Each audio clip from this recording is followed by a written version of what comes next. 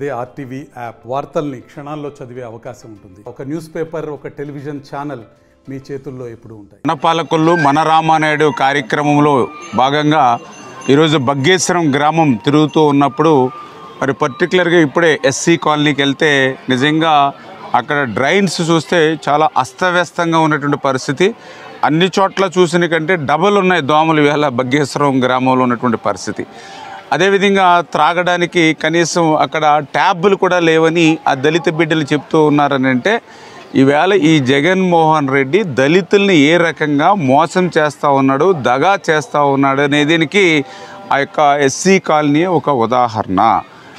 ఏదైతే ఎస్సీ సప్లాన్లో ఆ రోజు పాలకొల్లు నియోజకవర్గంలో 185 కోట్ల రూపాయలు అక్షరాల, మళ్ళీ చెప్తూ ఉన్నాను వైఎస్ఆర్సీపీ నాయకులకి, 185 కోట్ల రూపాయలు ఎస్సీ సప్లాన్ నిధులు తీసుకొచ్చి పనిచేశాము ఎస్సీ కాలనీలకి, ఎస్సీ పేటలకి, దళిత ఓడలకి.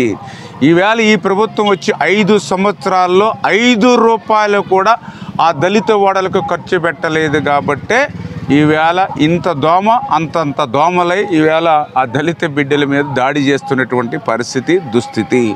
అదేవిధంగా ఈరోజు బగ్గేశ్వరం గ్రామంలో మరి రాత్రి నేను ఇక్కడ బస చేయడం జరిగింది. నిజంగా కళ్ళారా చూశాను. మరి ఒక్కరోజు పడుకుంటేనే నిద్ర పట్టకుండా దోమలు గీయమని తిరుగుతున్నాయి నా చుట్టూ.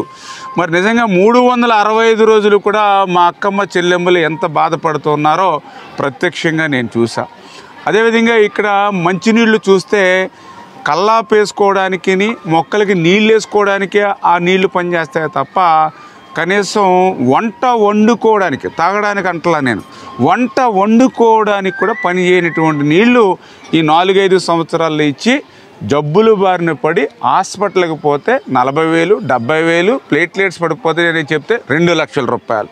పోయిన బిల్లులు పట్టుకొస్తే ఆ బిల్లులకి ఏదైనా ₹1 ఇస్తుందా అంటే ఈ ప్రభుత్వం ₹1 కూడా ఇవ్వట్లేదని ఇప్పుడే పాపం బాధితులు బిల్లులు పట్టుకుని రాజీవ్ హాస్పిటల్ ఇదిగో నాకు 2 లక్షల రూపాయలు అయిందండి, తిరిగాను, సచివాలయం తిరిగాను, వైఎస్ఆర్సీపీ నాయకుల దగ్గర తిరిగాను, నా ఫోటోస్టాట్లకి డబ్బులు అయిపోయినాయి తప్ప ₹1 రాలేదని ఆ సోదరిమని చెప్పింది అని అంటే ఇదివరకు అటువంటి బిల్లులు పట్టుకొస్తాయి.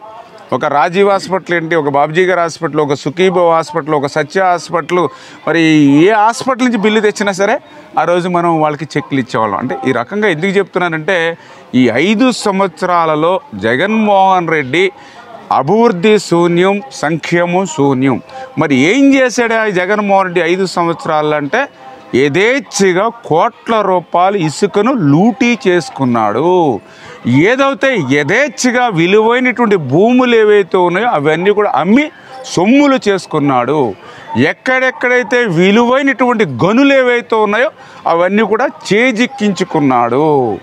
ఇట్లాగా ఏదైతే మద్యపాన నిషేధం అని చెప్పి ఈవేళ మద్యాన్నే తన సొంత వ్యాపారంగా మార్చుకుని తన సొంత బ్రాండ్లనే ఈవేళ మద్యం అమ్ముకుని కోట్ల రూపాయలు గడించాడు. ఈ రకంగా జగన్మోహన్ రెడ్డి ఆస్తులు అంతస్తులు అంత ఎత్తున ఎదిగాయి.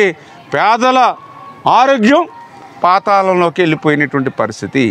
ఈవేళ దేశంలో రిచెస్ట్ సీఎం, ధనిక ముఖ్యమంత్రి నెంబర్ 1 జగన్మోహన్ రెడ్డి. అది నేను చెప్పడం కాదు, సంస్థలే సర్వే చేసి చెప్పాయి. భారతదేశంలో 29 రాష్ట్రాలుంటే 29 రాష్ట్రాల్లోనూ కూడా అత్యంత ధనికుడైనటువంటి ముఖ్యమంత్రి జగన్మోహన్ రెడ్డి అని.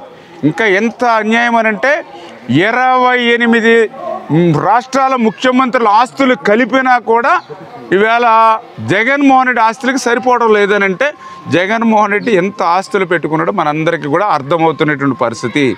ఇప్పుడే చెప్తూ ఉన్నారు, ఎక్కడ చూసినా పాపం మాకు ఇల్లు ఇవ్వలేదు, ఇంటికి బిల్లు ఇవ్వలేదు, చిన్న స్థలం కూడా ఇవ్వలేదని వీళ్ళు చెప్తూ ఉన్నారు. కానీ ఈరోజు చూస్తూ ఉంటే జగన్మోహన్ రెడ్డి గారికి మాత్రం ప్యాలెస్లు.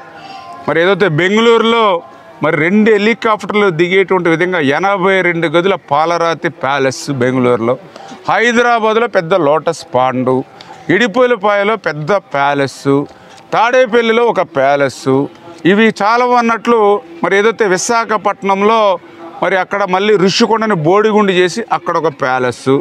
ఆయనకు మాత్రం ప్యాలెస్లు కావాలి, పేదవాడు కట్టుకోవడానికి ఇల్లు ఇవ్వడు, ఇంటి స్థలం కూడా ఎక్కడో ముంపులోది ఇచ్చేటువంటి పరిస్థితి దుస్థితి. అంచేత రేపు ఎప్పుడు ఎన్నిక జరిగినా ఈ జగన్మోహన్ రెడ్డిని సాగనంపి రేపు మళ్ళీ తెలుగుదేశం జనసేన ప్రభుత్వాన్ని అధికారంలో తీసుకొచ్చి మళ్ళీ రాష్ట్రానికి రాష్ట్ర భవిష్యత్తుకు చంద్రబాబు నాయుడు పవన్ కళ్యాణ్ గారి యొక్క నాయకత్వం ఈ రాష్ట్రానికి కావాలనేటువంటి ఆలోచన ఇవాళ ప్రతి ఇంటిలోనూ కూడా నాకు కనిపిస్తుందని చెప్పి మీ ద్వారా అందరికి కూడా తెలియజేస్తూ ఉన్నాను. వీడియోస్ కోసం ఛానల్ ని సబ్స్క్రైబ్ చేయండి, లేటెస్ట్ అప్డేట్స్ కోసం వాట్సాప్ ఛానల్ ని ఫాలో చేయండి అండ్ లింక్ డిస్క్రిప్షన్ లో ఉంది.